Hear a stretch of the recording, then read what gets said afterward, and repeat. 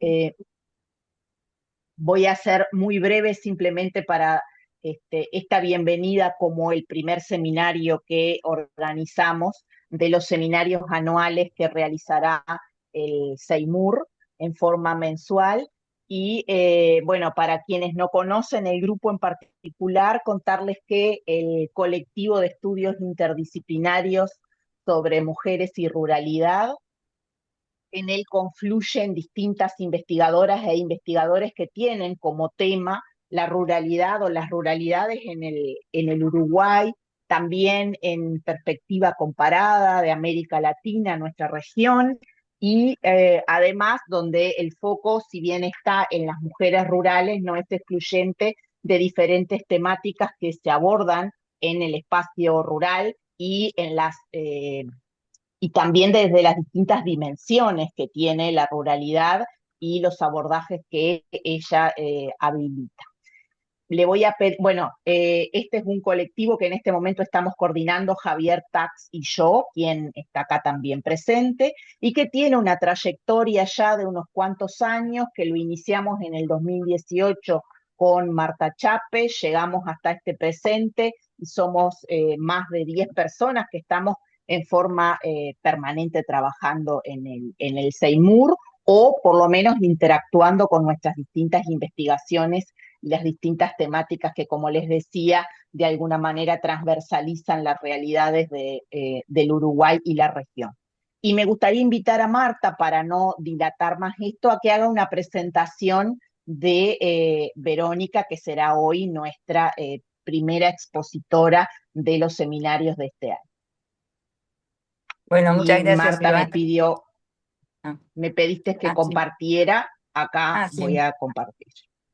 sí, sí, simplemente para tener una breve reseña. Bueno, buenos días a todos y todas. Es un gusto para mí y un honor presentar a Verónica, a quien conozco hace muchos años y con quien he tenido la suerte de compartir diversas actividades académicas, desde una pasantía en el Colegio de Posgraduados allá por los años 2000, congresos, seminarios y últimamente un curso que ofrecimos en formato virtual en plena pandemia sobre género, agroecología y cambio climático, los temas que hoy nos va a dar la exposición, a hacer la exposición. Verónica tiene una vasta y profusa trayectoria académica, solo voy a destacar algunos aspectos. Es doctora en sociología por la Universidad de Carleton, en Ottawa, Canadá. Es profesora e investigadora titular de Colegio de Posgraduados en el Estado de México desde 1997 hasta el presente. Integra la Academia Mexicana de Ciencias desde el 2012 también hasta la actualidad y es nivel 3 en el Sistema Nacional de Investigadores desde el 2018. Tiene una amplia lista de publicaciones en temas de desarrollo rural, género, ambiente, mujeres rurales. Las pueden leer todas ellas en la página web que se detallan en, en la, en la placa. Pero más allá de sus logros, quiero destacar el compromiso, la pasión, la capacidad de análisis de Verónica y la dedicación que le imprime a su trabajo como docente y como investigadora. Es para mí una referente en los temas que trabaja. Y bueno, y estoy segura que la exposición será muy enriquecedora y disfrutable. Y bueno, y sin más, entonces le doy la palabra a Verónica y le agradezco mucho haber aceptado la invitación. Gracias, Bueno, Marta, por tan bonitas palabras. Espero estar a la altura y que no hayas generado expectativas más altas de las que puedo cumplir. Decir a lo mejor que para mí ese curso que di con la Universidad de la República fue muy gratificante y no lo diría si no fuera cierto, porque el nivel de discusión que se dio en el grupo, la verdad, sí fue más alto del que yo me encuentro cuando doy ese mismo curso a nivel de posgrado en México. Tenemos pues un movimiento muy fuerte feminista, pero se encuentra poco generalizado, ¿no? Y además, la educación, por lo menos acá, cada vez más es patito, diríamos, en el sentido del uso de Antes era plagio y ahorita es la inteligencia artificial y la pereza por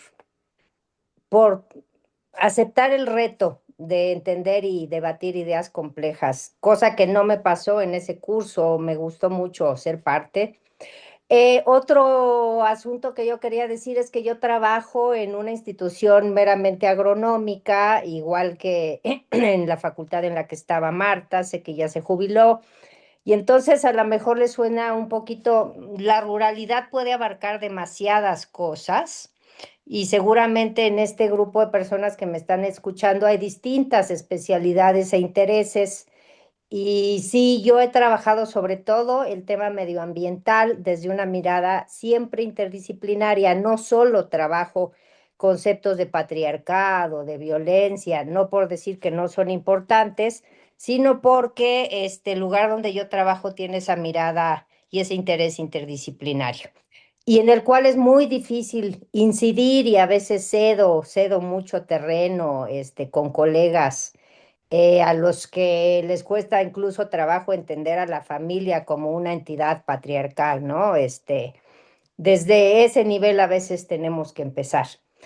Bueno, entonces habiendo hecho esos dos comentarios previos, me gustaría que me pusieran mis diapositivas que compartí ayer para yo no estarme preocupando por eso. Uno de los temas en los que me he enfocado recientemente es el del género y el cambio climático. Como activista, como bien lo señaló Marta, asistí a Río más 10 en 1992 y a una cumbre del cambio climático que tuvo lugar en Cancún.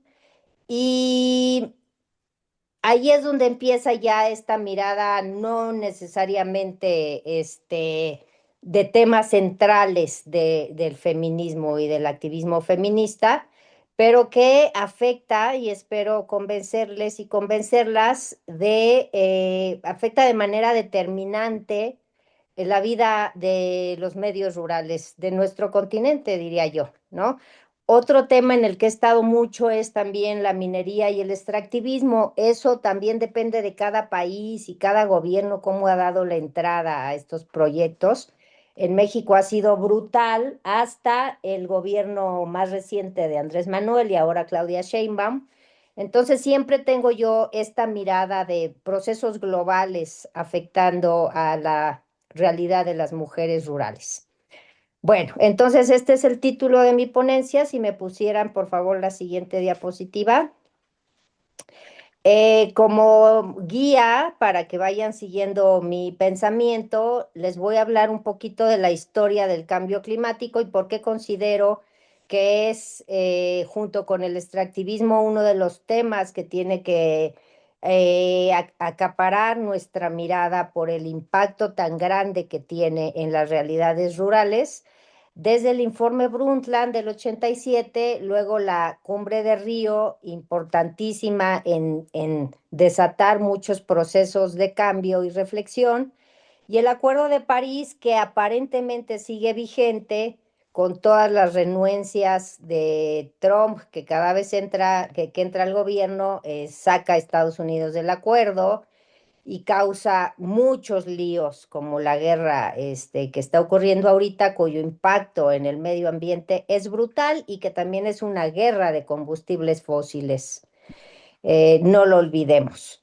Lo cual muestra lo importante nuevamente que es la transición energética. Bueno, luego, ¿qué ha tenido, cómo han trabajado las feministas en este tema del cambio climático? Desde el informe Brundtland, les voy a contar esa historia para que vayamos visibilizando la agenda en el tema del cambio climático.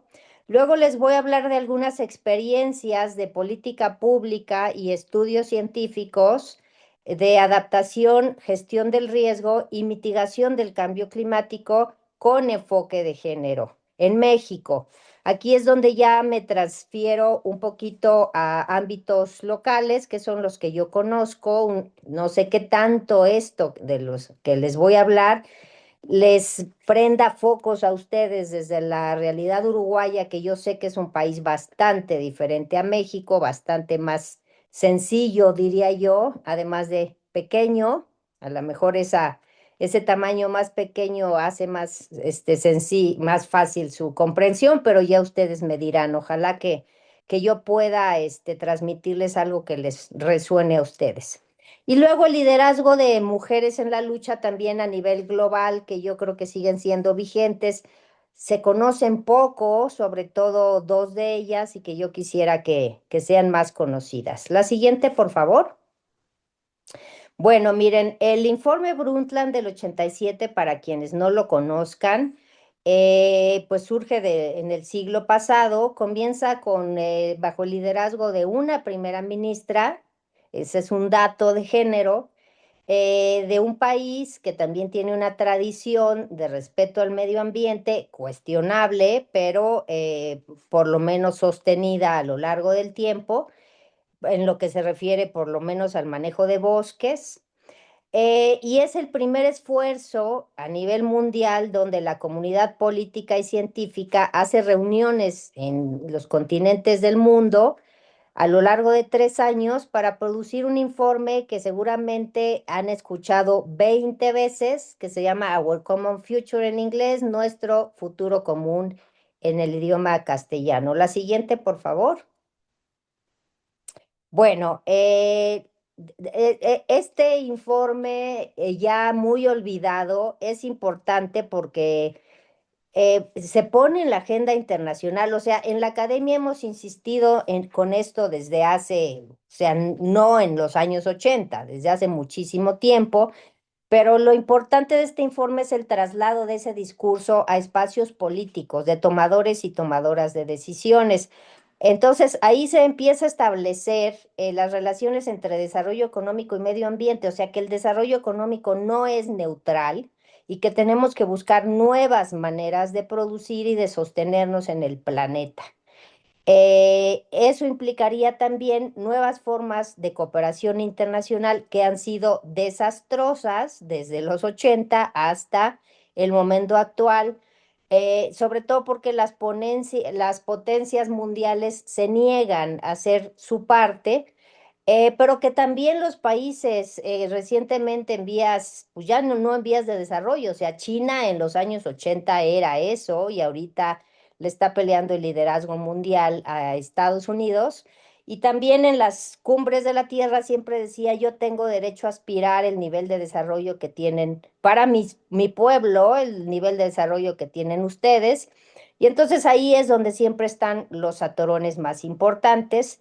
Y el tercer punto es el compromiso de gobiernos con el sector empresarial, por cómo vamos a querer producir distinto sin incorporar al sector empresarial. Obvio que también ahí hubo muchos atorones y que depende mucho de la voluntad de los gobiernos que eligen nuestros pueblos para por lo menos regular a estas industrias. De aquí salen todos los conceptos de capitalismo verde, que desde los años 80 empiezan. Bueno, el protocolo de Kioto del 92 fue una propuesta de capitalismo verde, pues también bastante fallida, también bastante olvidada, porque se hablaba de transformar las industrias y bueno, básicamente la manera de transformarlas es poniendo subsidios a las que adoptaran energías renovables o métodos de reciclaje,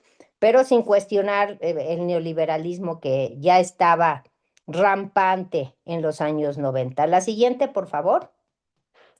Bueno, esta definición que tienen en pantalla surge del informe Brundtland. Todo el mundo la hemos usado, y a lo mejor sin saber cómo ha sido cuestionada y por qué ya no deberíamos de usarla. Eso es lo que digo yo.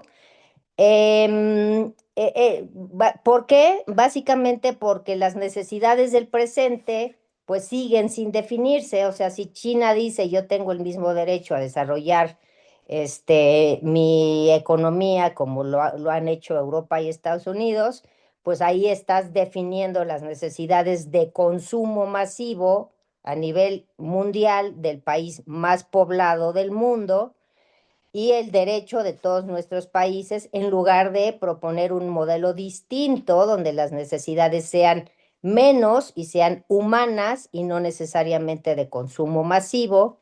Y luego también dice sin comprometer las necesidades de futuras generaciones, y ahí el tema es, y se ha estudiado mucho, hasta qué punto podemos pensar en futuras generaciones. Los estudios señalan que más allá de nietos y nietas, nos cuesta mucho trabajo y a veces hay gente que ni eso, ¿no? Que básicamente dice, pues mientras yo esté bien ahora, ya mis nietos y nietas verán cómo le hacen. Entonces, el tema de cuántas generaciones y qué necesidades, pues siempre ha sido un atorón muy grande, entre otros, en esta definición. La siguiente, por favor. Bueno, miren, desde el surgimiento del informe Brundtland ha habido cuestionamientos desde la teoría feminista. Em, y estaba también en esos tiempos, paralelamente, desarrollándose el concepto de interseccionalidad de género. Para quienes no lo conozcan, es una abogada negra de Estados Unidos que se llama Kimberly Crenshaw, quien propuso un concepto muy gráfico de cruce de vialidades en el cual una mujer negra que, no sé, se echaron 300 años de esclavitud y luego el sistema de segregación racial y la lucha por los derechos civiles en Estados Unidos, y aún así ahora les están quitando, es una iniciativa en el gobierno de Estados Unidos actualmente, la posibilidad de votar, ¿no? Los estados blancos del sur de Estados Unidos siempre han evitado de mil maneras que la población negra vote, ¿no? Entonces, esa es la interseccionalidad de género, el reconocimiento de que el ser negra marca en Estados Unidos, pero en muchos países, y en México también sería el tema de ser indígena, además de negra, la identidad de género y las luchas de las mujeres. Eso se ha trabajado en países como Brasil también desde los años 70 y 80, solo que pues la que propuso ese concepto y hemos adoptado, pues es esta Kimberly Crenshaw. Y entonces en los medios internacionales como este del cambio climático y del desarrollo sustentable, se empieza a argumentar que el impacto del desarrollo económico, que el informe Brundtland menciona muy por encimita su componente de género, o más bien nada, es interseccional. Y que en las economías, por ejemplo, las mexicanas, tenemos a las mujeres en la base más baja por ejemplo, la industria de exportación en México, que ha sido el gran giro que le dio desde el primer gobierno neoliberal a la agricultura mexicana. Lo que tenemos es una concatenación mediante eslabones de distintas identidades que se insertan en este mercado laboral y en este mercado productivo aparentemente muy exitoso. Y entonces quienes recogen, por ejemplo, el melón, o quienes fertilizan el melón o le ponen los agroquímicos al melón, son indígenas que les llaman chilapitas en el estado de Guerrero, lo más bajo del escalón. ¿Sí? Interseccionalidad. Y luego quienes empacan el melón son puras mujeres. Segundo nivel en el escalón. Algunas indígenas y algunas no. Los chilapitas son migrantes de la sierra. ¿De acuerdo? Entonces, además de indígenas, son migrantes, familias completas. La siguiente empacadoras, entonces esas son mujeres, los transportistas ya son hombres y los dueños de los terrenos son ejidatarios, hombres que rentan, y los dueños de las empresas son mexicanos o extranjeros. Esa es la interseccionalidad en la realidad de una industria exitosa de exportación mexicana, y obvio que desde abajo hasta arriba hay menos derechos laborales y mucha más precariedad en el tema de violencias y de inestabilidad laboral. Eso es el globito de abajo. Empecé por ese para explicar lo de la interseccionalidad. Y también desde el informe Brundtland se habla de la crisis. Bueno, el informe Brundtland y el desarrollo sustentable toda su vida han propuesto y han dicho que somos muchos en el planeta y que deberíamos de ser menos, porque el tema este maltusiano, ¿no? De que entre más población haya, pues más necesidades va a haber, entonces tenemos que ser menos. Y por lo menos en México, quizás la política más exitosa desde el gobierno mexicano de los 80 ha sido el control poblacional y nos sentimos súper orgullosos. Ahorita ya son 2.1 hijos por mujer, antes eran 3, siguen disminuyendo, pero no nos platicamos quiénes y cómo están teniendo menos hijos e hijas. Y el tema es que se han reportado aquí y en todo el continente una cantidad de violación de derechos reproductivos inimaginable. Desde no poder elegir el uso de anticonceptivos, qué tipo de anticonceptivos y el espaciamiento de los hijos. De manera que incluso también en mujeres otra vez indígenas de Guerrero, hay relatos de dispositivos intrauterinos insertados al momento en el que las mujeres están pariendo en un hospital o de inyecciones que te hacen que dejes de menstruar por 4 meses y pues te alteran el sistema hormonal de por sí complicado en estados de desnutrición y pobreza histórica y que porque los hombres no lo van a aceptar, que porque son unos machos, los hombres indígenas, y también ahí hay todo un tipo de manejo de racismo en estas sociedades. Y entonces las mujeres que podemos elegir dónde parir y cuántos hijos tener, pues somos las blanquitas, clase medieras, con acceso a educación, que si nos vemos con una situación como esta nos podemos defender y las que han tenido menos, y pues yo diría que es una especie de genocidio, pues son las mujeres indígenas de México, ¿no? Por otro lado, qué orgullo tenemos de ese patrimonio.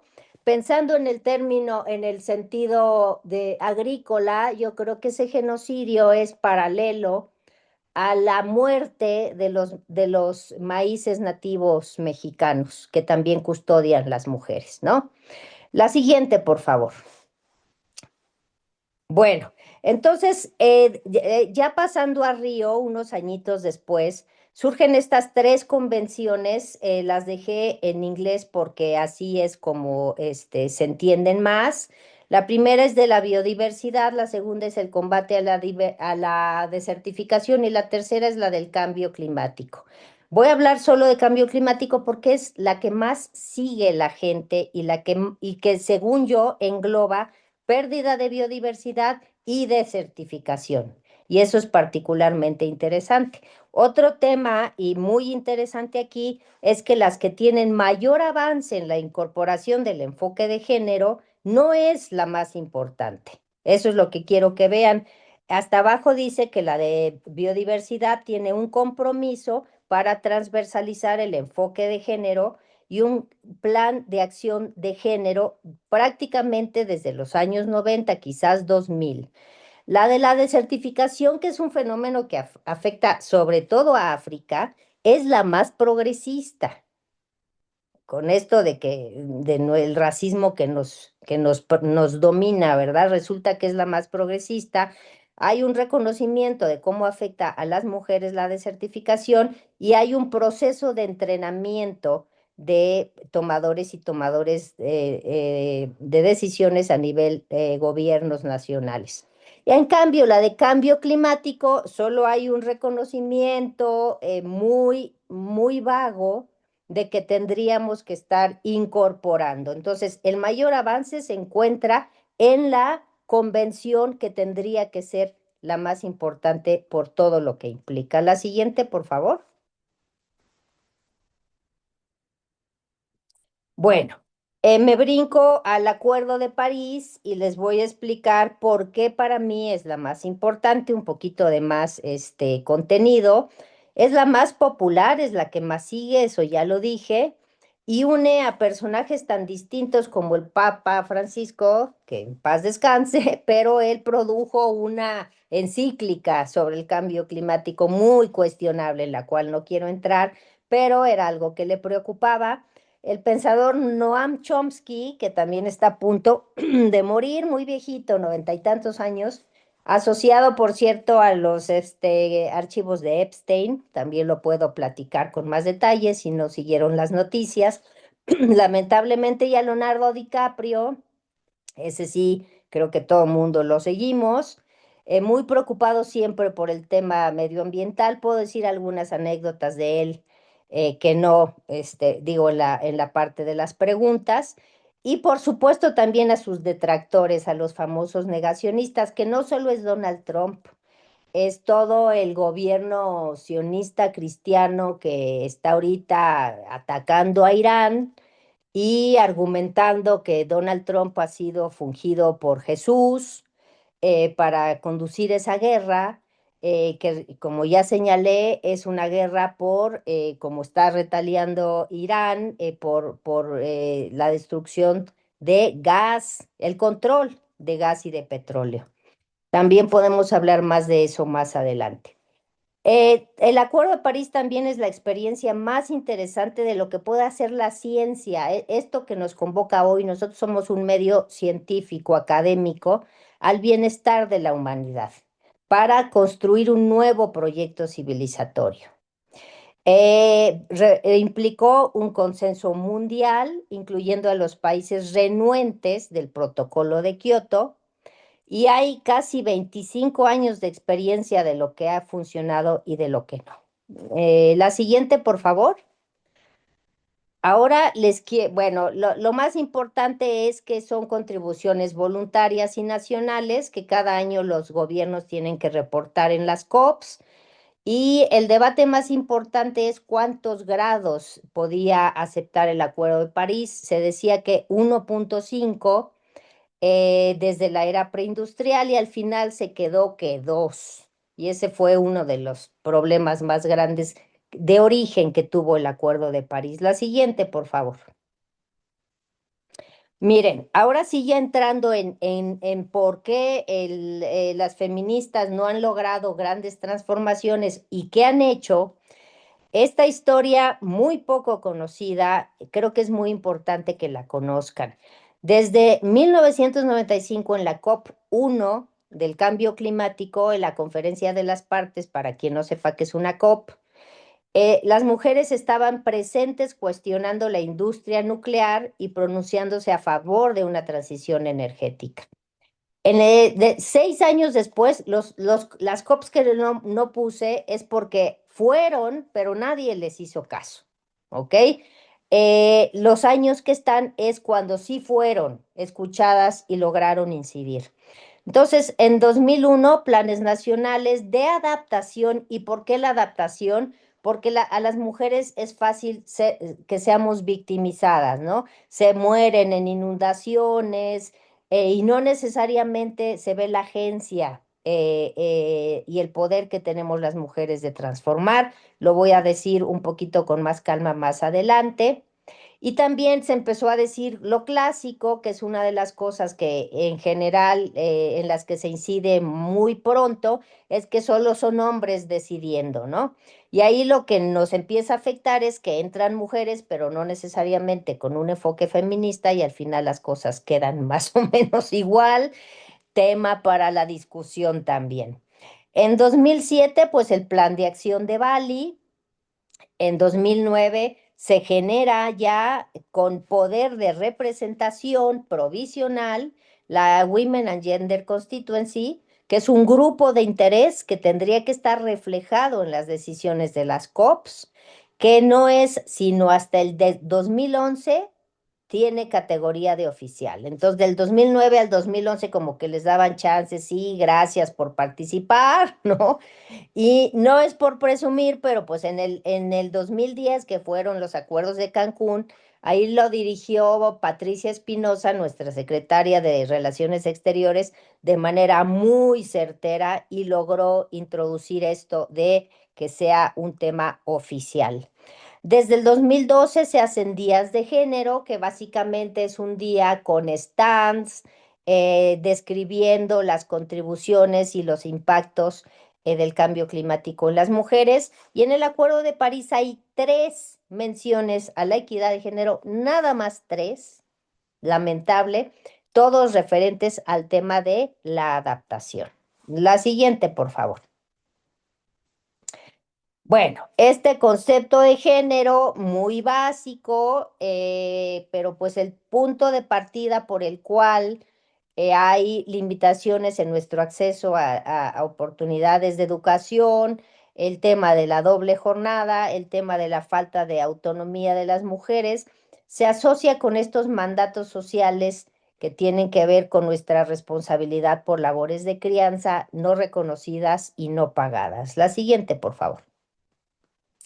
Bueno, desde el punto de vista de cambio climático, ya desde una mirada de género e interseccional, lo que se argumenta de inicio es que las experiencias varían en función de tu género, dónde vives, tu nivel socioeconómico, perdón, ahí repetí. Y entonces tendrían los estados y la ciencia que producir información desagregada para que podamos tomar decisiones acertadas. Algunas preguntas que nos podríamos hacer dependiendo del ecosistema y el tema que nos ocupa es cómo viven las mujeres y los hombres la reducción de tierras apropiadas para la siembra, producto de la desertificación. ¿Qué impacto tiene en el cambio climático en comunidades rurales que habitan ecosistemas forestales? ¿Cómo se redefinen los roles de género en localidades costeras ante la pérdida de calidad de agua por la salinización? Creo que ese problema lo tuvieron y lo siguen teniendo a lo mejor en Montevideo.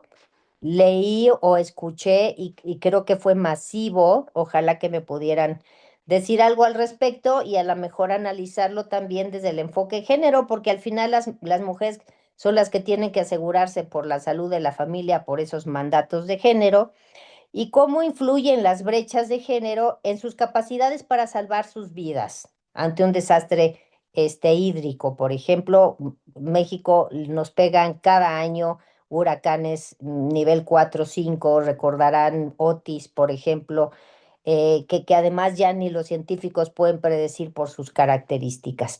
Son preguntas muy relevantes y que se pueden hacer en contextos pequeños, grandes, y que tienen que ver, como dice ahí, con salvar vidas, ¿no? Por eso considero que es muy importante. La siguiente, por favor.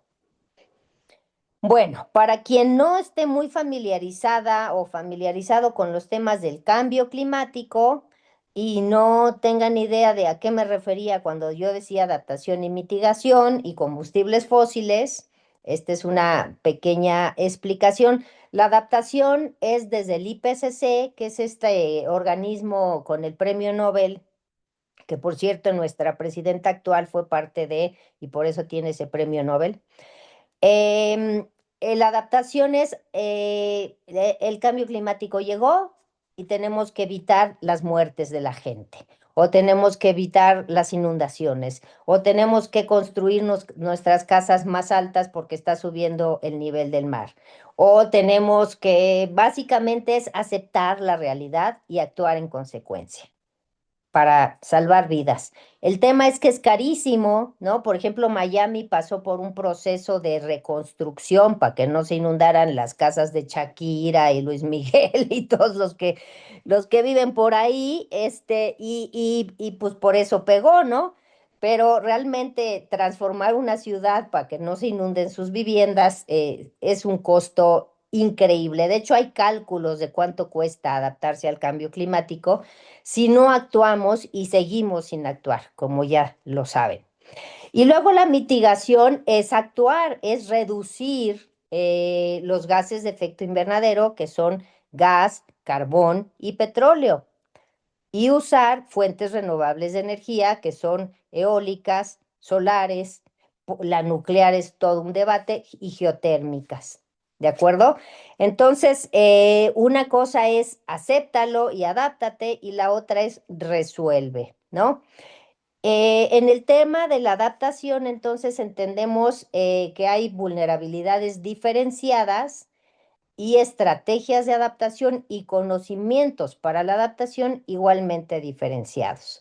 Y luego, ya cuando ocurrió el desastre, que son inevitables, una cosa es que evites que se te muera demasiada gente y que se te destruyan demasiados edificios. Si ustedes van ahorita a Acapulco 2 años después, la mitad de los edificios de hoteles siguen en litigios con aseguradoras. Eso es gestión del desastre. Imagínense las casas. Los taxis quedaron bajo agua. Tú te subes a un taxi y le suena todo. No los pueden arreglar, ¿no? Entonces, gestión del desastre es darles a las personas nuevas estufas, nuevos refrigeradores y no más, porque es muy caro. Y entonces, ¿quién recibe esas estufas y quién recibe esos refrigeradores? ¿Y a nombre de quién quedan las casas cuando lo pierde toda la gente? Bueno, y en la mitigación tenemos varias estrategias. Las más importantes son las estufas ahorradoras de leña. Acá en México todavía en el medio rural, aunque no lo crean o a lo mejor sí, se cocina con leña. Les voy a platicar, si les suena rarísimo, espero que no les suene tan raro como son estas estufas. Y el programa RED, que es una iniciativa de la ONU que también les voy a platicar un poquito más adelante. La siguiente, por favor. Bueno, entonces, adaptación, pues ahí está la definición. Hay que ajustarse al clima real o proyectado, ¿no? Y está fuertemente asociado con el concepto de vulnerabilidad. Hay personas más vulnerables ante los riesgos climáticos. Y este concepto de vulnerabilidad se asocia con la capacidad de respuesta de esas personas. La siguiente, por favor. Entonces, lo que los estudios han señalado en México es que en general la información se da, por ejemplo, por la radio, por la televisión y en un país con 15 millones de indígenas, donde las mujeres son más probables que sean bilingües. Ahí hay un primer obstáculo. También el nivel educativo en México son 9 años en promedio, es decir, primaria y luego 3 años de secundaria, y las mujeres tienen todavía menos. Y también hay un problema grande de falta de autonomía económica y física. Les quiero platicar brevemente el caso de una tesista mía que trabajó una inundación por el desbordamiento de un río por un huracán en Veracruz. Y había una pareja de ancianitos, bueno, no sé, 80 años, ¿no? 70, algo así. Y el hijo de esta pareja les dijo, papá, mamá, vénganse a mi casa, al segundo piso de mi casa, para salvarse. El señor no quiso porque le dolían las rodillas y no puede reconocer que necesita ayuda para subir esas escaleras. Así. Y entonces se fueron a meter la pareja cuando subía y subía el nivel del agua a la casa ejidal, que es una especie de casa comunitaria. Subía, seguía subiendo el agua, se subieron a una mesa, seguía subiendo el agua, ninguno de los dos sabía nadar y se subieron a una silla encima de la mesa.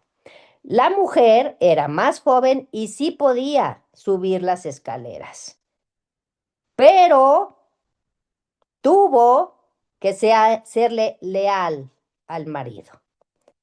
Entonces estuvieron 2 días bajo el agua, con el agua hasta el pecho, subidos en una silla, hasta que alguien pudo rescatar. O sea, en los huracanes se pierde todo contacto, o sea, se pierde contacto, obvio, los celulares, obvio, los medios de comunicación. No sé cuánto tiempo pasó para que fueran a sacarlos de ahí. Y bueno, el hijo también como que pudo haber sido bastante más enfático para salvar a su madre, ¿no? Pero a eso nos referimos con la falta de autonomía física y económica, pues igual, ¿no? También carecen de capital político, pues también en México hay mujeres que no se quieren ni acercar a los palacios municipales. y oportunidades de capacitación para reaccionar. O sea, una cosa es los medios y otra cosa es qué tan capacitada estés. Después de este incidente en Veracruz, algunas familias empezaron a tener un sistema para colgar sus sillas del techo con una polea de esas que inventaron los griegos. Y eso es una capacidad para reaccionar, pero pues a alguien se le tuvo que haber ocurrido y obvio que tienen que ser baratas estas medidas y bueno, el tema es que el aprendizaje siempre viene después. La siguiente, por favor. Otra cosa muy interesante de ese pueblo es que los hombres también tomaban como, les chocaba perder su patrimonio. Entonces, cuando veían que se estaba volando el tanque de gas, acá los tanques de gas son pues muy peligrosos, ¿no? Entonces, estaba volando el techo o el tanque y entonces lo iban a rescatar. O querían rescatar también la actitud protectora asociada con las masculinidades, querían rescatar a toda la familia y cruzaban la calle nadando. Algunos murieron en el intento. Y lo tercero fueron los ancianitos o ancianitas. Producimos muchos migrantes en este país. Tenemos mucha vejez viviendo sola y esos también murieron, ¿no? La edad como factor es otro factor de no poderse mover rápidamente. Bueno, otro tema que influye a toda Centroamérica y pues muy asociado al triunfo de Trump es la migración. ¿Qué debate ha habido aquí? ¿Qué tanto influye el cambio climático en estos procesos migratorios? Se argumenta que es un factor de muchos, pero es cierto que la gente ya no puede vivir de la agricultura, por lo menos aquí y por lo menos en Centroamérica. Los patrones de lluvia están cambiando dramáticamente. Un año llueve, otro año no llueve nada, año llueve 2 meses después de lo que está acostumbrada. La gente desde épocas prehispánicas en México tiene rituales agrícolas para recibir el agua y esos son en mayo. Es el día de San Isidro, labrador. Trae la lluvia, quita el sol. Y resulta que pues en mayo no llueve nada y empieza a llover en agosto. Entonces la gente prepara sus tierras porque la agricultura mexicana es de temporal, predominantemente, no de riego. La de riego es la comercial, la de los melones, que despoja territorios. Y entonces, pues sí, la gente se tiene que ir. Y también se ha demostrado que estos procesos migratorios las mujeres enfrentan 3 o 4 violaciones, ¿no? Desde Guatemala para acá les dan condones, ahora sí que aguántate, y eso si bien les va. Todo esto antes de Trump, porque ahorita la frontera mexicana está sola. Es el gran éxito de este presidente, no dejar entrar a nadie.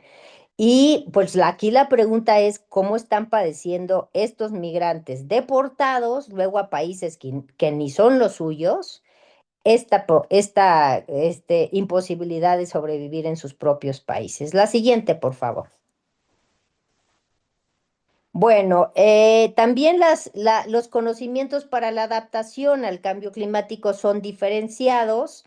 Em, en general, los hombres tienen mayores alternativas para la práctica agrícola y las mujeres tienen mayores alternativas para la salud de sus familias. Las mujeres tendrían que estar mucho más involucradas en el tema de la gestión comunitaria del agua y en el abasto doméstico del agua por razones obvias, y también tienen por su responsabilidad de preparar alimentos mucho que proponer y que ofrecer sobre la conservación de la biodiversidad, que es una alternativa importante también desde la agroecología para el combate al cambio climático. En estas circunstancias, si no se me da un cultivo, meto más cultivos a mi milpa, multidiversa, y algunos se tiene que dar, algunos son resistentes a las sequías en mayor medida. La siguiente, por favor. Bueno, las acciones post-desastre ya también lo platiqué un poquito. ¿Quién recibe los enseres? nos tocó el caso de un gobierno municipal que puso las viviendas a casa a nombre de las mujeres, después lo perdieron todo y eran unas viviendas horribles, a lo mejor por eso fue, así que les pegas al muro y suena y se te va a caer ese muro en unos años. Em, pero sí era, y todo esto sucedió por por la increíble casualidad de que había una feminista en ese gobierno municipal que casi obligó a que así fuera, ¿no? Entonces, todo esto es algo que nos tendríamos que estar preguntando en caso de estos desastres. La siguiente, por favor. Bueno, y entrando al tema de la mitigación, les presento las estufas Lorenas o Patzaris. Por favor, cuéntenme si las conocen. El fogón en el medio rural mexicano, el fogón tradicional es un fogón abierto, en general con madera de encino, que es a nivel de todo el país la favorita de las mujeres porque dura más y produce menos humo. Y entonces es un espacio donde están ellas todo el día, pero además la familia se reúne porque se tiene que cocinar la tortilla, esa cosa que ven ahí, 3 veces al día, fresca. Aunque una de las modificaciones más importantes del campo mexicano es que ya no se cocina, ya nadie echa tortilla, ¿no? Así se dice, y entonces los señores reclaman que las mujeres son muy flojas y hay todo un debate ahí, lucha de poder de cómo son las tortillas. La mayoría ya son de tortillería, maíz transgénico, bajo un sistema también de despojo y de genocidio de los recursos, como yo les decía.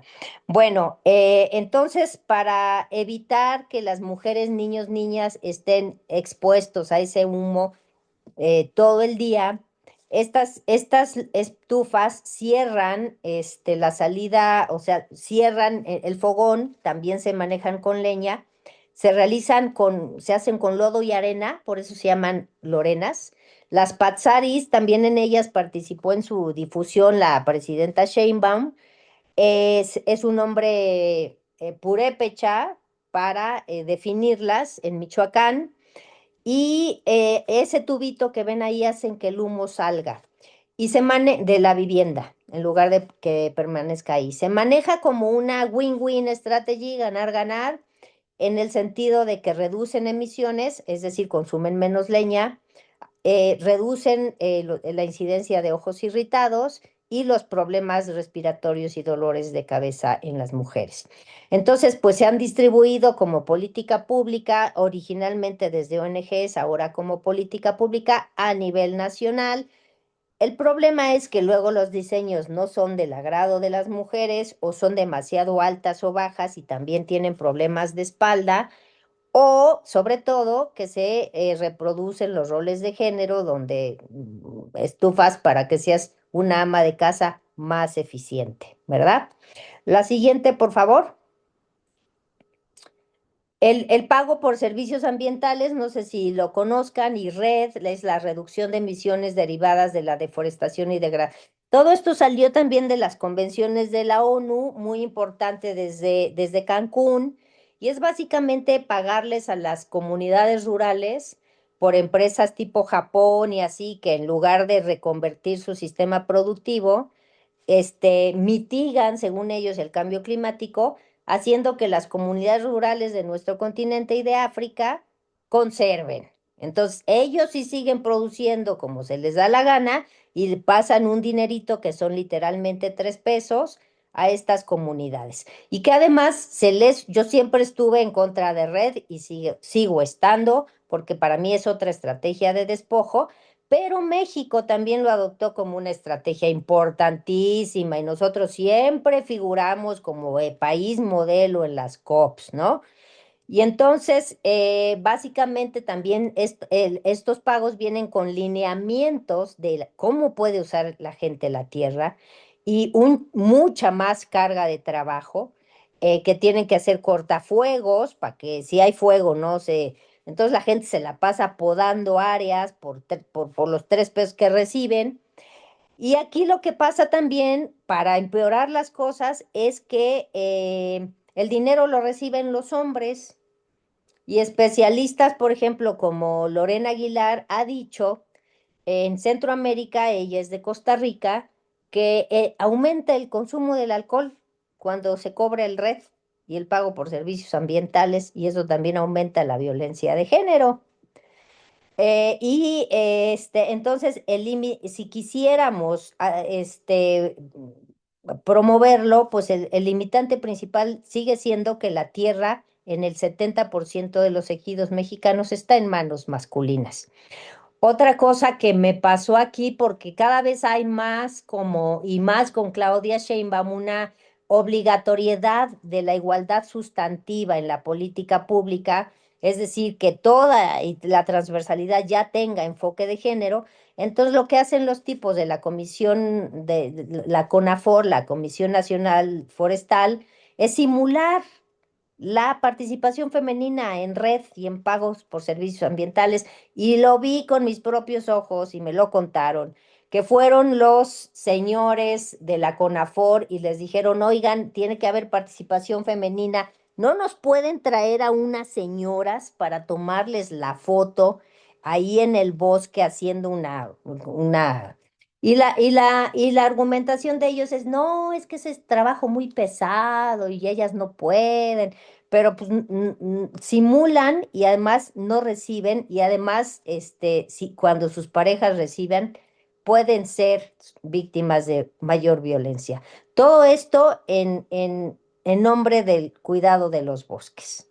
La siguiente, por favor. Bueno, dentro del ámbito de mitigación también hay intentos de energías eólica y solar. En México muchísimo, y sé que en Uruguay también vi muchos paneles no, turbinas cuando fui a Uruguay. Y ahí nos tenemos que preguntar, para mí el tema más importante son si son proyectos de gran escala o de pequeña escala. Si son de pequeña escala, las comunidades tienen mayor oportunidad de controlarlo. Si son de gran escala, que es el caso del Istmo de Tehuantepec, en el cual está la mayor parte de las turbinas en México, y son puras empresas españolas, y ahí el modelo, fíjense cómo es. Empresas españolas ayudan a la Bimbo, no sé si conozcan la Bimbo, que produce pura chatarra y nos tiene gordos, somos el primer país de gordos en el mundo. Eh, Ayuda a la Bimbo también a reducir su contribución al cambio climático. Entonces, la energía que se genera en el Istmo, que es en Oaxaca, llega hasta las centrales de Puebla, que están de Bimbo, y entonces ya con eso dicen que están contribuyendo y reduciendo emisiones. La gente del Istmo paga muy cara el agua, la luz, y además les han transformado el territorio de hasta incluso legalmente un cambio de uso del suelo rural a industrial, agrícola a industrial. Entonces lo que ves ahí son vacas en medio de inmensas áreas de energía eólica. Entonces yo no me opongo a esta transición, pero el modelo sí es muy importante. Cuando los modelos son de pequeña escala, hay mayor posibilidad de control por parte de las comunidades y mayor posibilidad de que esa energía que se genera se quede ahí y sea de beneficio para la gente. Ahora, con los solares es diferente. También por la naturaleza de cada tecnología, hay maneras en las que las mujeres se pueden beneficiar más o menos. La solar tiene más posibilidades de que sea a pequeña escala y de energía doméstica. Por ejemplo, calentadores de agua, aquí hay sol todo el año. Yo tengo uno y el ahorro en gas es increíble. Linternas, ¿no? Cuando no tienes luz, también las linternas las recargas con sol todo el día. Y paneles solares más pequeños, esos sí son más caros. Y eso sí, se ha demostrado que cambian en mucho la vida de las mujeres para bien. Lo que tienen de malo es el costo de instalación, mantenimiento. Hay algunas que son de autoconstrucción, les puedo platicar de un calentador de agua en Zacatecas de autoconstrucción con botellas PET, ¿no? Y entonces eso también convirtió a las mujeres en ingenieras y en conocedoras de tecnología y de problemas medioambientales. El tema siempre es con todo lo doméstico que nos sigue dejando, nos sigue convirtiendo en amas de casa más eficientes, ¿verdad? La siguiente, por favor. Bueno, también la CFE tiene un programa de electrificación con enfoque de género que sí me gustó traerlo para el día de hoy porque está perfectamente bien elaborado en los puntos a considerar, no los quiero leer, y en los impactos positivos que puede haber cuando electrificas a un país con este enfoque, nuevas actividades productivas. ¿Qué quiere decir eso? Si no se me va a ir la luz del día, como está ahorita Cuba, ¿no? A las 6 de la tarde, sino a las 11 de la noche, pues puedo hacer algo desde casa, nuevos negocios. Claro, eso alarga la jornada de trabajo de las mujeres, cuidado. También puede haber, tendría que haber en esos casos una redistribución de tareas domésticas. El equipamiento de electrodomésticos, pues la verdad, imagínense nuestras vidas sin refrigerador y sin licuadora, ¿no? Tener que comprar diario los alimentos del día. La reducción de exposición a contaminantes, ya lo comenté. Seguridad para moverse, o sea, un pueblo donde hay luz en la noche, en este país, con 10 feminicidios al día, son increíblemente valiosos. Y bueno, los foquitos que ocupamos también, ¿no? Eso también tendría que ver que son los LED, son bastante más ahorradores de energía. La siguiente, por favor.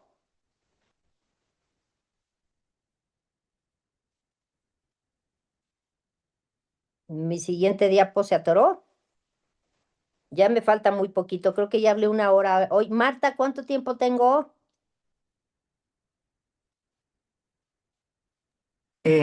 45 minutos eran, no, no sé, Silvana. ¡Ay! Ya me pasé. Bueno, miren, si gustan, esta podría ser mi última diapositiva. También la considero muy importante. No sé quién ha venido a Ciudad de México.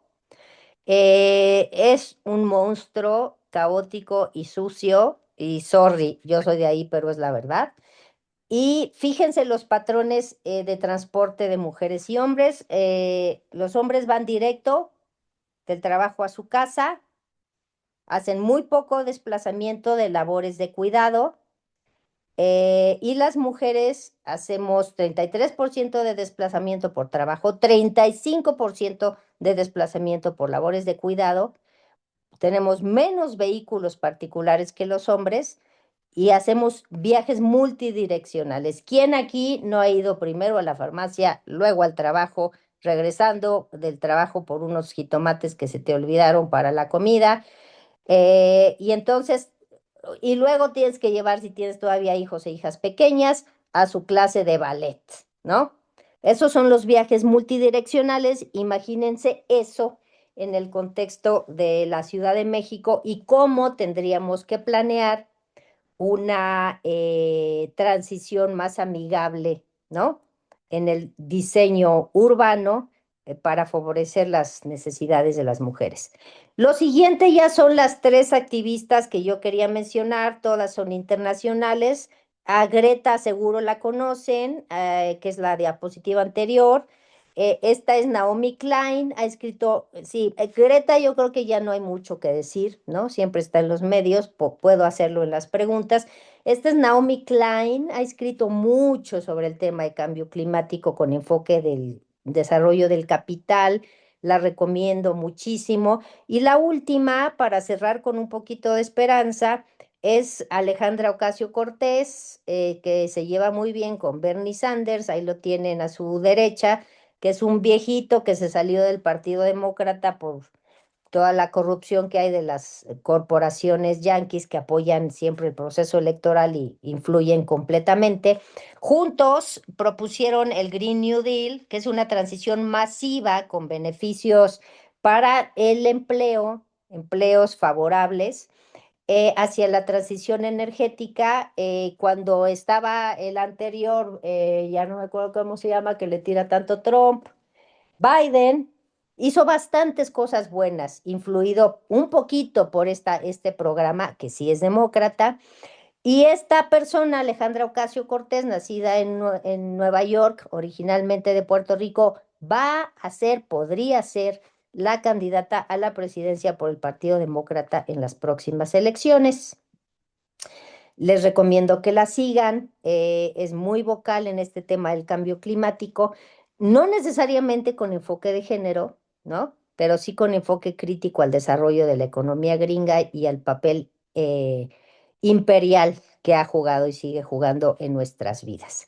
Ya la dejo ahí. Una disculpa por haberme extendido de tiempo. Perfecto, perfecto. Muchísimas gracias. Bueno, abrimos el espacio para preguntas por parte del público.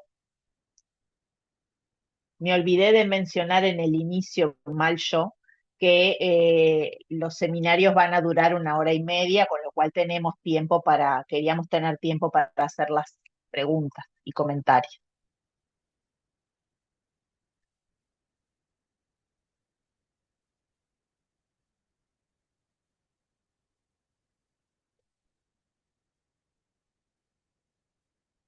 Javier, cuando gustes. Sí, buenos días. Gracias por la presentación, súper interesante. Eh, y bueno, siempre uno va comparando, ¿no? Y entonces toma algunos temas de lo que tú presentaste que capaz que tienen eh, como más pertinencia también para nuestras discusiones, en este caso en Uruguay, de donde estoy hablando. Me gustaría ver si podrías desarrollar un poco más esa mirada de género en la cuestión del riego, porque es una de las medidas, ¿no? Que está un poco circulando aquí a nivel oficial como de adaptación a la variabilidad y el cambio climático. Entonces, entender mejor cuál es la experiencia en México. Tú hacías como una diferenciación entre el riego de pequeña escala y lo que llamabas comercial. Me preguntaba si también en el riego comercial hay algo para decir más allá y en todo caso desarrollar esa idea del despojo, ¿no? ¿A qué te referís con despojo? Si es desplazamiento de los territorios donde se da el riego comercial o también cómo es el tema de las trabajadoras o trabajadores en esas plantaciones. ¿M? Y cuál es su involucramiento en esa cuestión ingenieril hidráulica. Y la otra, bueno, levantaste un centro sobre las anécdotas de Leonardo DiCaprio, Noam Chomsky, que si querías desarrollar un poco, está siempre interesante escucharlas, pero sobre todo me llamó la atención la idea de la crítica que mencionabas a la Laudato Si de la Iglesia Católica, pero pensando también en cuáles son a nivel más territorial, o sea, cómo bajan esos grandes discursos incluidos los de las Naciones Unidas, pero también de estos otros personajes, en lo concreto, en los territorios. Y en el caso concreto de esta Laudato Si, cómo se vive o cómo se recepcionó en las bases y las comunidades donde la fe católica u otras tienen como parte de la narrativa generalizada para entender los cambios ambientales. Entonces, no sé si fui claro en esta segunda pregunta, pero es cómo tú ves que circulan y se utilizan esas narrativas de un nivel tan global en los territorios concretos, ¿no? Cuánto cala, cuánto la gente, o sea, nosotros podemos hablar del informe Brundtland, pero obviamente la mayoría de las personas no sabe ni quién es Brundtland ni qué es el informe Brundtland. Entonces, ¿qué efecto tiene en definitiva en las vidas cotidianas, ¿no? Y si es que realmente las políticas públicas o los planes, los proyectos serían de esa metanarrativa y qué dice la gente en concreto de eso en sus vidas cotidianas. Y muy lindo tu cuadro del Bosco atrás.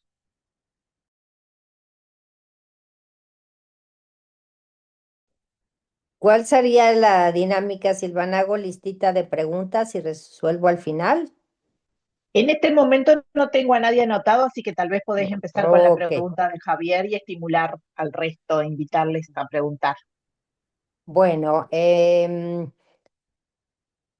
no sé si no me expresé bien. Agricultura temporal es una agricultura totalmente dependiente de la lluvia. México tenemos dos climas, no cuatro. El invierno acá no es con nieve, nada parecido. O sea, todo lo que a mí me enseñaron en la escuela de las cuatro estaciones es falso. Acá hay dos. Una es una época de lluvias y una época de secas. Y en la época de lluvias es cuando se siembra. Ahora, en el trópico sí hay dos periodos de lluvia y hay dos posibilidades de siembra. La cultura mesoamericana siempre dependió, desde la época azteca, de las lluvias y de un conocimiento muy profundo de cómo llueve y cuánto llueve en cada ecosistema. Tenemos básicamente tres tipos: el del valle, que es templado; el norte es árido y ahí no había tanta agricultura; y el sur es tropical, ¿no? Y entonces la agricultura de riego acá es más un modelo adoptado increíblemente en el norte del país, donde hay un ecosistema desértico.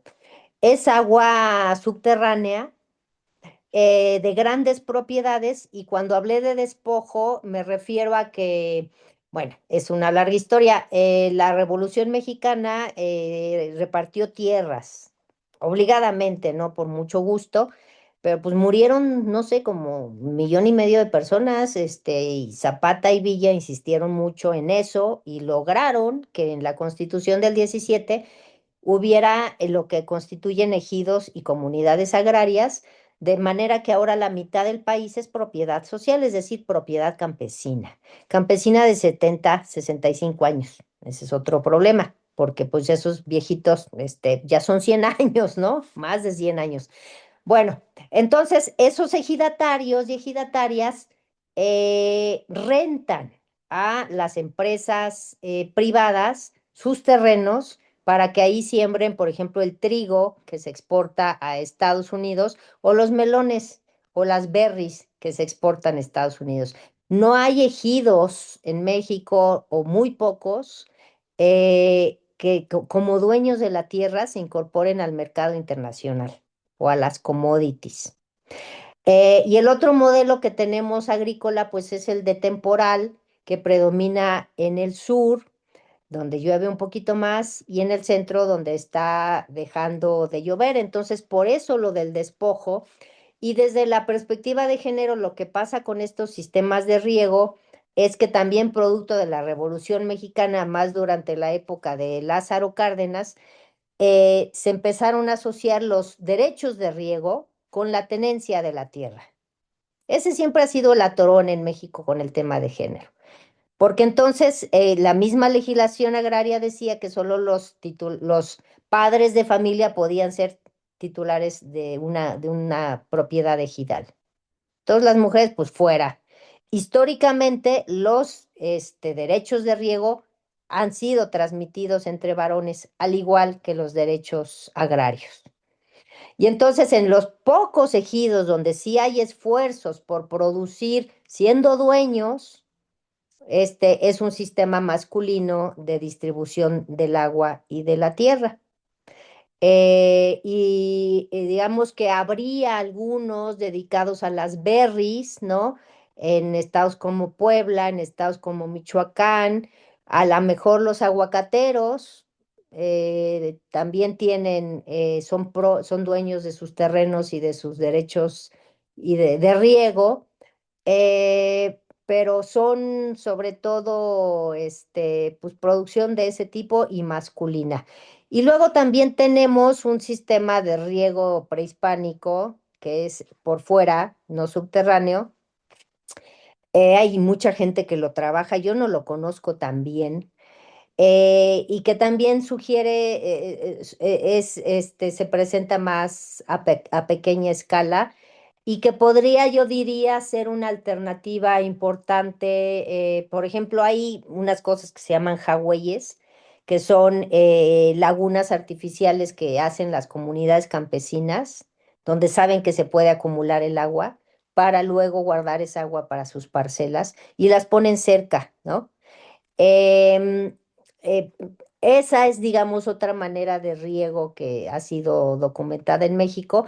Y las comunidades que están más vulnerables son, reitero, pues las que dependen de la lluvia. La segunda pregunta es sobre DiCaprio, etcétera. En efecto, cuando todos esos procesos se trasladan a la vida cotidiana, miren, es muy lamentable que lo diga, pero en las COPs México siempre es modelo de adopción del enfoque de género en la política de cambio climático. Ha habido consultorías, sobre todo extranjeras, ahora alemanas que lo hacen y que con colaboración del gobierno hacen unos programas que cuando tú vas a una comunidad, nadie, nadie sabe nada de esos programas. Nosotros tenemos un problema muy grave de transitar de lo bonito de nuestra bellísima legislación a la realidad de la gente en todos los ámbitos.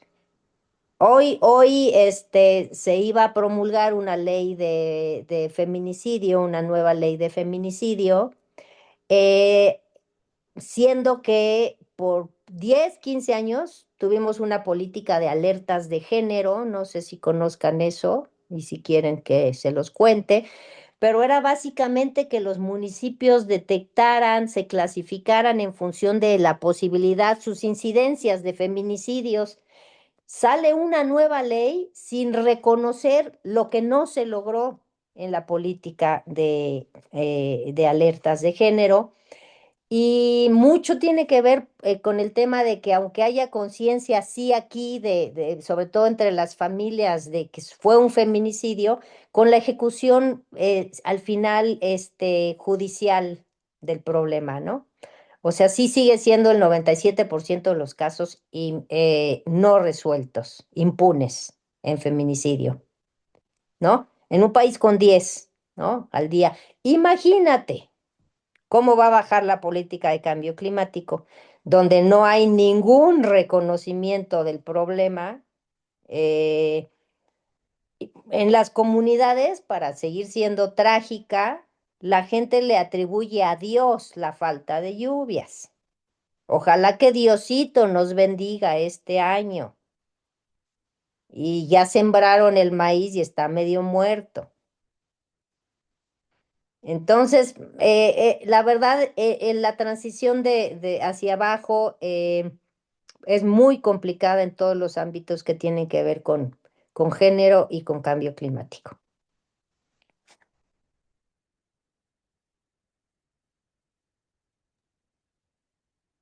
Bien, ¿alguna otra Gracias. consulta, pregunta, comentario?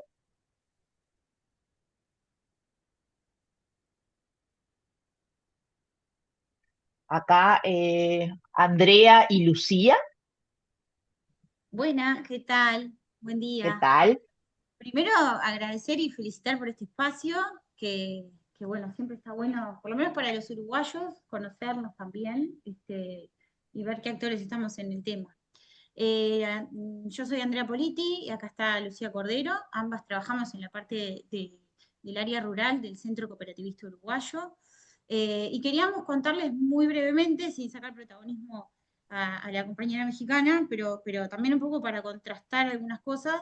El año pasado, en el marco de un programa de formación del INACOP, el PROCOP, el Instituto Nacional de Cooperativismo, habían unos fondos concursables y junto a Comisión Nacional de Fomento Rural tiramos la idea de investigar sobre el impacto del cambio climático y de género en las mujeres de la agricultura familiar uruguaya. Y bueno, hicimos una serie junto a Patricia Rodríguez, una serie de entrevistas y talleres en el interior, entre ellos a Valentina por allí. Y y a otras compañeras y compañeros que estaban trabajando desde la política pública en las cuestiones de cambio climático y género, ¿no? En el plan nacional y demás.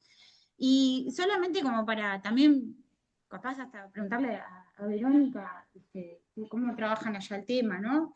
Algunas cosas importantes que podría traer ahora era esta primera percepción de las mujeres que entrevistamos, de que el impacto no es diferente en hombres que mujeres, acá en Uruguay por lo menos, ¿no? A priori era como, no, nosotros somos equipo y nos influye igual, le metemos el pecho Bueno, a eso es clásico, clásico. Después, Sí. claro, después cuando íbamos a los talleres empezaban a aflorar esas otras cosas. Entre ellas, el común denominador era la sobrecarga emocional y la sobrecarga física, ¿no? Cosas obvias que con las sequías o con las cuestiones más climáticas extremas, el trabajo físico se acentúa, la exposición al sol, ¿no? El cuidado de la piel, cosas que para los urbanos quizás es muy normal ponerse protector para ir a la playa o para andar, a llegar a algo que hay que generar una nueva dinámica. O bueno, lo de la salud mental, que ahora también por suerte se está hablando mucho y que fue puesto arriba de la mesa, ¿no? Pero costaba al principio decir, bueno, tengo más preocupaciones y dentro de ellas está sostener a la familia, sostener al esposo, a la pareja. No así en las generaciones nuevas, que entendían también que ya era un equipo diferente de trabajo, ¿no? En la equidad entre el compañero y la compañera que estaban trabajando en el predio y armando su familia ya con otras bases. Pero, pero después lo otro que vinculado a esto era también la necesidad de las políticas públicas más articuladas, que acá en Uruguay tenemos un montón de instituciones trabajando y de una forma bastante transparente y reconocida, ¿no? Que con sus cuestiones a perfeccionar están, pero que necesitaban también que sean más articuladas en la escasez de recursos que hay y más rápidas de llegar, articulando en todos los niveles de gobierno. Algo que tú también decías allá en México, ¿no? Que tiene que dialogar fluidamente el nivel local con la política nacional. Y en eso, y voy cerrando, perdón, en esto de la salud mental, también los cuidados era otra cosa que, que salía, ¿no? La necesidad de tener soporte para los cuidados en estas cuestiones de los fenómenos extremos que vienen y que necesitas ponerle el cuerpo al predio y al trabajo productivo y tenés a los chiquilines alrededor y que no deberían estar trabajando. Entonces, ahí también lo de aterrizar las políticas más integrales, ¿no? Para los cuidados y para la salud mental, con más experiencias como las que se empezaron a generar muy tímidamente con facultad de psicología, ¿no? Allá en el norte, ¿no? Como para, bueno, generar más espacios de diálogo, de contención, el tema de las nuevas masculinidades, el tema de acercarse a abrirse y a poder, nada, tener la clásica psicólogo a mano, eh, que no sea costoso, que sea accesible. Y todo eso, para cerrar, no solamente desde la política pública, que es lo que uno atribuye fácilmente la responsabilidad, sino tomar la posta, que es el diferencial nuestro. Bueno, las organizaciones de base, la sociedad de fomento rural, las cooperativas agrarias, en fin, los agentes en territorio de la sociedad civil, cómo pueden ayudar a derramar y a contener a en esa dispersión territorial que tienen las mujeres y el medio rural, ¿no? Perdón, ¿no? Quise ser como muy sintética en lo posible, pero también ahí quizás preguntarte puntualmente, ¿no? Esto, cómo juegan las organizaciones de base en esas coyunturas allá en México, ¿no? Por ejemplo. Gracias. Pues las organizaciones de base son las que juegan, o sea, desde mi punto de vista son las más importantes, ¿no? Por ejemplo, Oaxaca tiene el estado de Oaxaca, allá creo que son provincias, acá son estados, tiene la ley de cambio climático con enfoque de género más importante y que sí funciona, respondiendo a la pregunta de Javier, pero eso es porque la hicieron las organizaciones de base, ¿no? Porque la persona que entró y que tiene muchos premios, si quieren seguirla y saber más sobre ella, a nivel internacional se llama Cinia Carranza, TZ Cinia Carranza. Ella, pues fue de la sociedad civil, feminista climática toda su vida, hasta que entró a un gobierno progresista en el estado que con dificultades le favoreció la elaboración de esa ley y que con muchísimo esfuerzo y juntándose con las asociaciones de base, ha logrado bajarla a las comunidades. Digamos que para mí, Oaxaca es uno de los casos más exitosos de ese descenso, pero gracias al desgaste increíble, y ese es otro tema y que hay que pensar el costo que funcionarias con ese tipo de conciencia enfrentan para lograr esos cambios. De veras, yo sí creo que Cini ha puesto el cuerpo de por medio. Y sobre tu primera pregunta, mira, siempre es así el tema de que a todos nos afecta por igual, mucho. Yo siento que las mujeres siempre te responden el deber ser. Por ejemplo, a mis estudiantes, cuando yo les pregunto, ¿quién les encanta poner en sus cuestionarios la pregunta de quién decide sobre la venta del café? Y entonces sus respuestas siempre son todos, todos, todos, todos. Y usted y su pareja deciden sí, sí, sí, sí, ¿no? Porque yo siento que primero ni te conocen y no te quieren soltar cosas tan privadas y tienen toda la razón. Y segundo, también predomina el deber ser, o sea, la idea de la armonía en nuestras familias, y eso tiene mucho que ver con la salud mental, pues nos gobierna, nos gobierna. Es muy difícil reconocer el conflicto y la miseria emocional en la que vivimos y la inequidad en nuestra participación en toma de decisiones y en nuestras vidas y nuestras caras. O sea, es más difícil ignorarlo, ¿no? Y sí, yo por eso sí digo que el feminismo, perdón, para quienes no lo sean, es una estrategia de autosobrevivencia y de autocuidado en este mundo.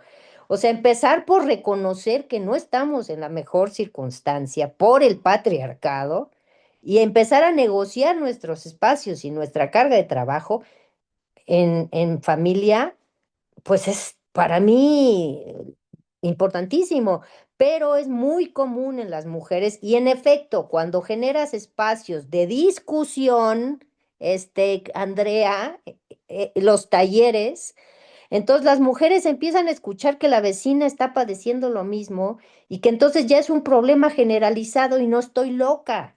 Pero eso lo han dicho las feministas siempre, por eso hacían esos espacios de autoayuda, ¿no?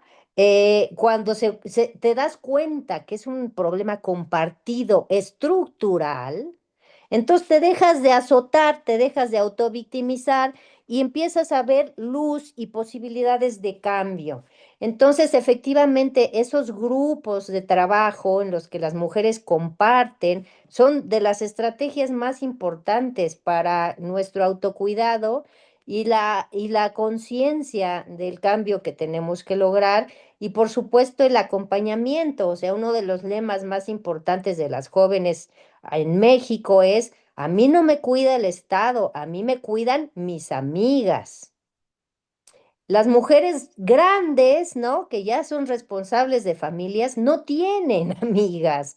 O sea, las parejas y sus hijos e hijas empiezan a dominar su vida y en contextos de violencia están increíblemente aisladas. Y luego estás hablando de dispersión poblacional, imagínate, no tienes ni vecinas, ¿no? Que es el caso del centro de Estados Unidos y Canadá, o sea, no hay una vecina, o sea, son granjas y no hay una vecina a 2 kilómetros. Si te está pasando algo, como las chilenas que usaban sus pitos cuando había violencia doméstica y la vecina se enteraba, ¿no? Pues ¿cómo le van a hacer esas mujeres de esas granjas, ¿no? Entonces, efectivamente le diste al clavo, las asociaciones civiles son vitales para el cambio y habría que fomentarlas y las organizaciones de mujeres o simplemente compartir en colectivo son sanadoras y contribuyen a el entendimiento de todos estos problemas. Así que si lo estás haciendo, pues qué bueno, estás en la ruta correcta. Ahora, en lo de la percepción del cambio climático, a mí el tema percepción no me gusta porque el cambio climático es un hecho y entonces cuando dices que es percepciones, bueno, tú percibes, pero yo no, ¿no?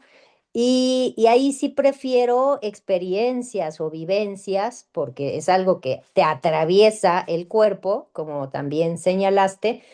Y también mis recomendaciones, a veces desde el feminismo, desde la teoría de género, no entendemos muy bien los otros fenómenos que estamos estudiando. Entonces, yo le entraría siempre por la adaptación o la mitigación al cambio climático, ¿no? Que son, o sea, hay que saber más del fenómeno que estamos estudiando y luego por los recursos en concreto que le preocupan a las mujeres. Volviendo a la respuesta, Javier, si te preocupa la falta de lluvia en esa localidad, eso es lo que tienes que trabajar y eso lo detectas en un acercamiento previo donde tú no defines qué es el cambio, sino que empiezas a decir, a partir de un diagnóstico también colectivo, qué recurso aquí te preocupa. Y te puedo asegurar que el agua, este, tener agua saludable, potable y suficiente, eh, es una de las preocupaciones más grandes y lo que más estresa a las mujeres. Y entonces ahí vas, y su falta, ¿no? Este es lo que más estresa. Y entonces ahí ya lo vas asociando con fenómenos climáticos mucho más complejos. El otro, por supuesto, es el sustento y la repartición del trabajo en la parcela o predio que tú le llamaste. ¿Qué se va a sembrar en función de este escenario que estamos viviendo? Y cómo eso nos representa más trabajo, más ganancias, menos ganancias, porque son familias que viven de la agricultura, quiero suponer, ¿no?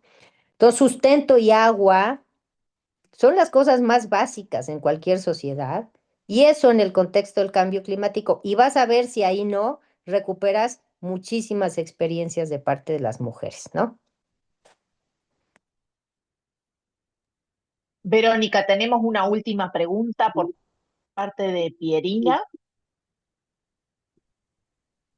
Hola, mucho gusto, muchas gracias por su charla, muy instigadora. En realidad era más un comentario que me desencadenó al escucharle y quería comentar una experiencia que tuve la oportunidad de vivir. Yo viví muchos años, 20 años en Brasil y recuerdo cuando empezamos a implementar el programa Hambre Cero, parto del siguiente. Toda América Latina, incluida América Central, yo he tenido la oportunidad de viajar bastante y trabajar en distintos países. Claramente nuestras políticas son patriarcales, ¿no? Tienen un sesgo patriarcal importante. En Brasil, cuando la famosa que se daba, que le llamábamos el bolsa alimentación, beca alimentación, traduciendo al español, se le otorgaba al titular del hogar, que eran hombres. Se comenzó a observar lo que usted decía, se lo gastaban en alcohol y la comida no llegaba a los niños. Eso, buscando y buscando alternativas, se generó un cambio en la política pública en el que ese dinero al hogar no llegaba más al titular del hogar, sino que llegaba a la mujer del hogar, porque ahí nos garantizábamos que ella de alguna manera garan- iba a garantir la alimentación de sus hijos, y notamos sí un cambio y también se empezó a trabajar de manera más in- intergubernamental con una serie de políticas públicas donde de alguna manera forzábamos y priorizábamos, por ejemplo, la niñez. Trabajábamos que llegase ese dinero mensualmente en el hogar, estaba de alguna manera entrelazado con políticas destinadas a la educación y políticas de salud. Entonces, tenían la obligación, el niño tenía que tener un mínimo de 75% de presencia, los niños o adolescentes de presencia liceal o escolar, tenían que tener un mínimo de 2 citas anuales de revisión médica. Y como estaba todo entrelazada las políticas y se controlaban a unas a las otras, si no se cumplía se cancelaba Entonces creo que a veces necesitamos repensar cómo implementamos las políticas públicas. En Uruguay una cuestión que a mí me llama mucho la atención es la dificultad de trabajar interministerialmente, entrelazando las políticas públicas, como que tenemos una mirada muy cartesiana, seguimos trabajando de una manera muy cartesiana y toda esta problemática de cambio climático, de, bueno, pérdida de biodiversidad, degradación, este, eh, falta de agua, que está siendo un problema en Uruguay, como que lo que tenemos que empezar a mirar de una manera más interdisciplinaria, inclusive para pensar las políticas públicas. No sé, es un comentario que me surgió. Y quería hacerle una consulta porque trabajé en un proyecto en México, que era de un conjunto de universidades de la UNAM junto a la sociedad civil. Estuve en Guerreros, en el estado de Guerreros, en una comunidad que era en la montaña y empezaba con T. No puedo repetir el nombre, creo que hasta me olvidé. Pero una cosa que me llamó la atención, ahí había pueblos indígenas con los ejidos y que mitad del año vivían en México, mitad se subían a un camión y se iban a trabajar en Estados Unidos. No sé cómo entraban, si legal o ilegalmente, pero iban a trabajar en granjas en el sur de Estados Unidos. Si eso se ha cortado con el gobierno Trump o continúa así, no sé si usted tiene conocimiento, pero me llamó la atención porque era la manera que ellos conseguían sobrevivir, ¿no? Ahora se van a San Quintín, que está en Baja California, Ujú. Sinaloa y Baja California, dos estados. Bueno, Sinaloa sí es un poquito, tiene más variedad ecosistémica, pero en Baja California no hay un solo río, volviendo al tema del Sí. agua, y ahí está la agricultura de exportación. No, ahorita Estados Unidos no se está yendo nadie. Al contrario, están Ah. regresando. No, de Ujú. veras sí fue un éxito a través del terror, ¿no? Porque Sí. esa es la medida que adoptó. Fue un éxito el flujo, detener el flujo de migrantes. Y en Mm. relación con la política pública, pues nosotros tuvimos tres por seis, 18 años de programas así como los que tú señalas, donde las mujeres recibían. Y también ahí, el que reciba no necesariamente, porque también los esposos pedían el Sí. dinero, ¿no? O sea, sí se necesita también acompañar con una estrategia de empoderamiento de las mujeres. Esto que yo decía del autocuidado y del difundir los principios Mm. feministas lo más que podamos. Em, pero sí, lo que también había más dinero para las niñas que iban a la escuela, se les daba Ujú. más. Y sí tenemos, ese fue también un éxito, tenemos mucho más niñas estudiando carreras universitarias, porque luego ese programa de becas educativas que se les daba a las mamás se extendió casi hasta la universidad. Se me hace un poquito para mí excesivo, porque ya es como también un mecanismo de control político que hay que considerar. Y también por primera vez en la historia de México, el programa Sembrando Vida, que tiene cortes agroecológicos, muy brevemente lo digo, desvinculó otorgar el programa a la tenencia de la tierra. Lo que yo le respondí a Javier, que ese siempre ha sido un candado. Ahorita las mujeres pueden solicitar mediante tierras prestadas, acuerdos con el dueño o dueña y recibir Sembrando Vida, que era un muy buen dinero que siguió este sexenio y que sí ha logrado la reconversión agroecológica mediante apoyos gubernamentales. Y ahí el problema de las mujeres ha sido pues que la tierra no es de ellas y ya la reconvirtieron favorablemente, ¿no? Estructuralmente se tendría que resolver, pero estamos conscientes, yo digo, nuestros países de esas limitantes, mostramos capacidad para redefinir y reorientar en función de, pero la realidad siempre nos sigue superando en esto de que aunque les des el dinero a las mujeres, hay resultados que funcionan. Pero no todos, ¿no? En el sentido de que, y también se argumentaba que estas becas, familias, si no van asociadas a la producción agrícola local, lo que logras es la chatarrización de la alimentación, Mm. ¿no? Porque es dinero dado a las comunidades campesinas que compran las sopas Maruchan, o como les llamen ustedes, que son estas del microondas que tienes lista en 3 minutos, o el pan Bimbo que mencioné. Entonces, y a veces venían asociados también esos programas a fuerzas con que compres la leche de la empresa estadounidense que le está dando el dinero al gobierno, ¿no? Entonces, hay muchos temas ahí que resolver, pero sí creo que, Pierinda, nuestros gobiernos han mostrado como esta capacidad para reaccionar, y el sexenio actual es muy esperanzador en esto también del tema de género, con todos estos asegúnes que ya señalaste.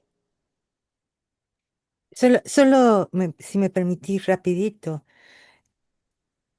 trabajando con los pueblos indígenas, bueno, yo tuve la oportunidad de trabajar bastante a lo largo de América. Y me acuerdo en un momento que abordamos, era un seminario organizado por la Convención de Diversidad Biológica.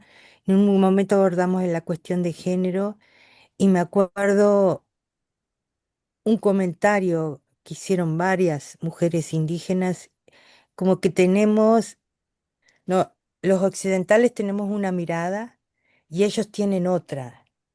Me parece que es un tema muy difícil de cómo abordarlo, ¿no? Con nuestra mirada occidental, porque a veces nuestro discurso les suena vacío para ellos. Por lo menos esa es la imagen que yo me quedé, como que no comprenden totalmente nuestra mirada, ¿no? De Porque acuerdo, tienen, pero hay propuestas ya de feministas indígenas, para sí, entender sí, el sí, sí, feminismo ay, desde sí, sus conocí algunas. cosmovisiones. Muy importantes, Julieta Paredes desde Bolivia, Lorena Cabnal desde Guatemala, Marta Mm. Sánchez Lestor desde México, el movimiento zapatista.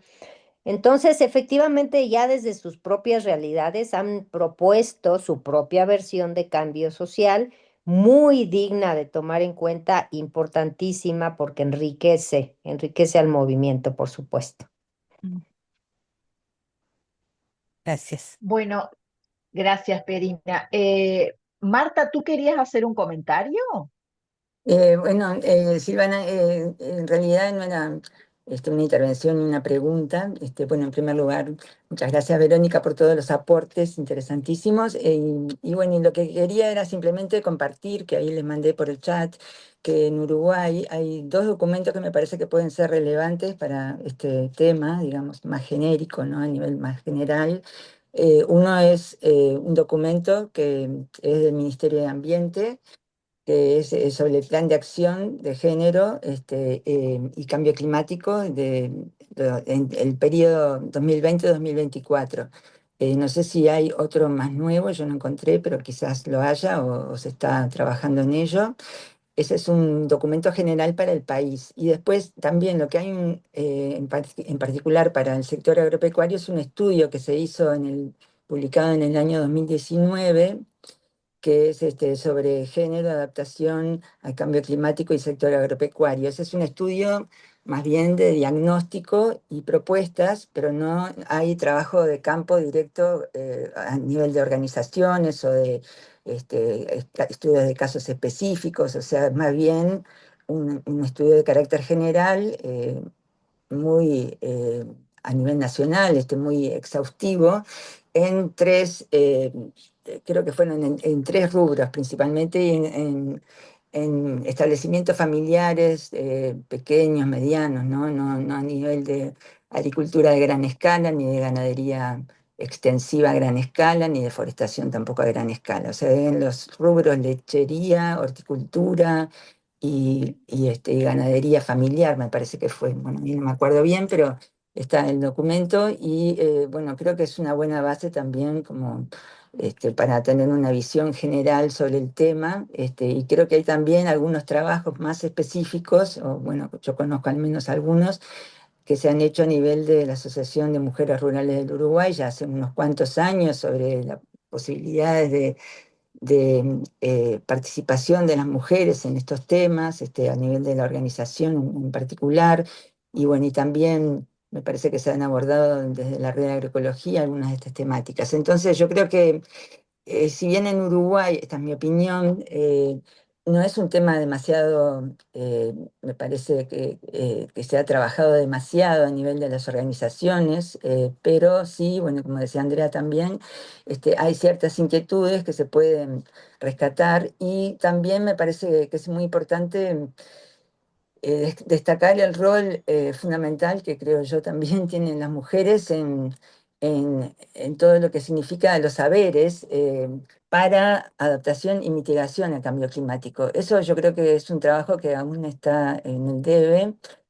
Hay algunos trabajos hechos, en uno de ellos Pierina participó y fue coordinadora de un proyecto muy importante sobre todo lo que significa, bueno, los rescate de saberes de las comunidades rurales y bueno, y ahí surge la importancia de las mujeres en ese rescate de saberes a nivel de distintas áreas de saberes, ¿no? Pero mucho en el área de los recursos fitogenéticos.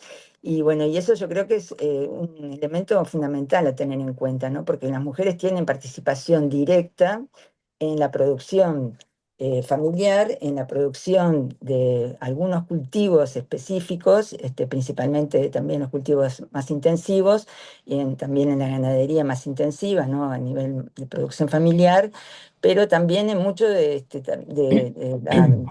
lo que significa la utilización de los recursos fitogenéticos, de los recursos de los frutos de la tierra, digamos. Entonces, yo creo que todo eso es un área muy importante a seguir trabajando aquí en Uruguay. Eso quería comentar. Gracias. Perdón que estaba sin cámara, no me di cuenta. Bueno, gracias. Bueno, muchas gracias.